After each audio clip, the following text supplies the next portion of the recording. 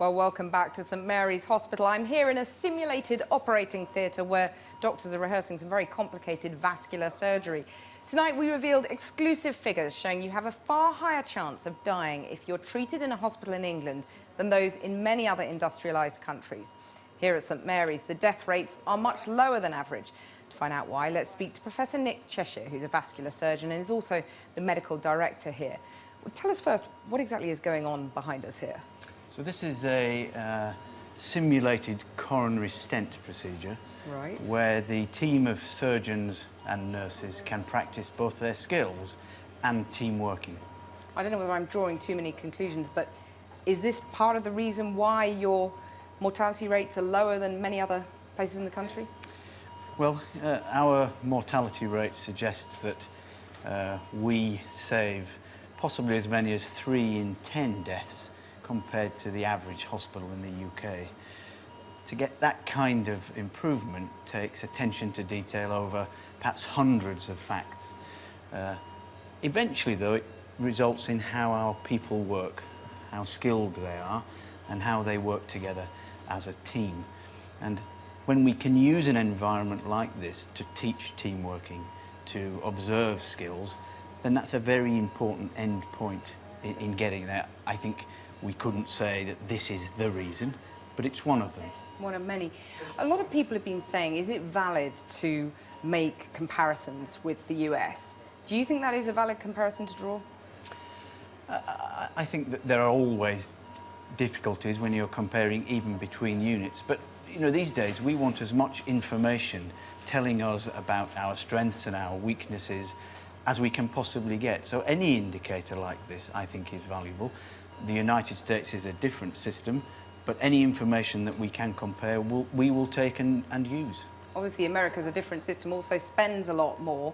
Do you think the problems in the NHS are cultural or are they financial? I think they're mostly cultural. I think there are some areas in which the NHS is beginning to lead the world. A low mortality rate, for example, doesn't mean you have a high quality service. There are many other dimensions. Patients need care, respect, a timely procedure done in an efficient manner.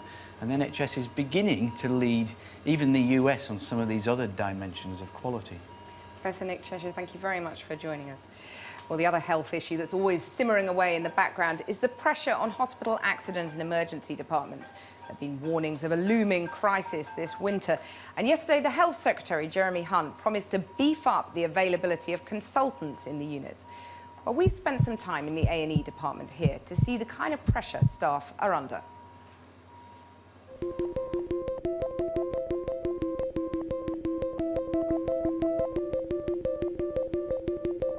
We've got a trauma coming in now.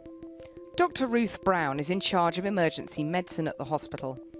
Approximately 45 minutes ago, he was at a pedestrian crossing the road there between 2 parked cars when he was hit by a scooter doing unknown speed. The team made an initial assessment trying to identify all of the life-threatening injuries. We've done the full assessment. He certainly doesn't seem to have any major life-threatening injuries. He's got some minor skeletal injuries that we will need to treat. We're still not sure whether we'll keep him in for a short period of observation. I was crossing the road and I was hit by a motorcycle. Well, I didn't pass out, so I remember everything quite well. I didn't notice it coming at all.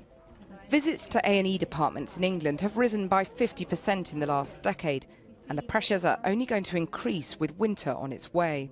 Naturally, because we're receiving major trauma, we tend to have attracted other cases as well, not just major trauma. So we have become busier and busier over the last couple of years. This is Paul James, who at work today got a laceration to his shin from some glass that was in rubbish. After I came here, I just wait maybe 5 to 10 minutes and they make it like this. For me, it's 5-star. In the major injuries unit, a man's been referred to A&E by his GP after complaining of pain in his knee. It's very painful. I can't walk properly. Like when I steps, yeah, I just almost collapse because yeah, it's so painful. And I was shivering as well. And now they find out it's just a gout. Yeah, but I'm happy for that. NHS managers warned this week that A&E departments were at breaking point. There are widespread reports of understaffing. But Dr Ruth Brown says at St Mary's they have managed to retain staff. We've increased our numbers of consultants, we've increased our numbers of registrars, and we've increased our numbers of nurse practitioners, so that we are now, I think, providing a modern 21st century emergency department model. So I think that's the model that should be rolled out across the country.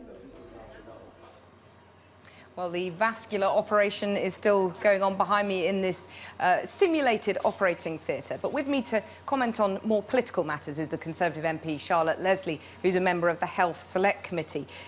The government announced £250 million to stave off a winter crisis in accident and emergency. Is that enough? I mean, I think this problem has been building for a very long time. You've got a rising population, an ageing population, a population with ever higher expectations.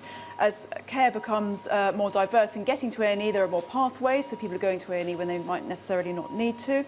But who knows what's going to be enough? There's always going to be a challenge. I think we've also learned it's not only about money, it's cultural. There's a huge demand, but we've also got a shortage of A&E doctors. Now, there's a reason why we have a shortage of A&E doctors. Many junior doctors tell me that they wouldn't want to go into A&E because it's not a very attractive specialty, and many nurses say the same. So if we are going to bolster A&E medic numbers, we're going to have to look at those root causes. And whilst I think the Secretary of State has done exactly the right thing, this alone won't be enough to stop it. It's been a cultural change that's been happening for a decade or so, and we need to look at really deep-rooted problems like that if we're really going to solve it. Let's be honest, there's a healthy dose of spin with that £250 million cash announcement, isn't there?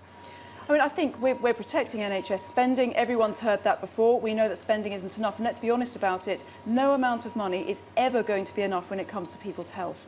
Health, in many ways, is preventing the inevitable for as long as possible and making that journey comfortable. So if you think you're ever going to spend enough on health, you're not, and every government has to know that. But I think it's a very brave decision of the government to protect spending on health and to put it into A&E. But there are so many other factors as well, and we need to understand why these problems are occurring and not just use it as dispatch box spin, which I think has happened far too much in recent years. And do more to change the culture. And do far more to change the culture and talk to doctors, talk to nurses, talk to patients, because guess what? They're the ones that know most about it. Charlotte Leslie, thank you very much for joining me. That's all from here for tonight, St Mary's in Paddington. But tomorrow, the Royal College of Physicians publishes the report from its commission on the future of hospital care. We'll have all the details and analysis on that. But for now, back to you, Matt, in the studio. Thanks to you, Cathy, and your simulators.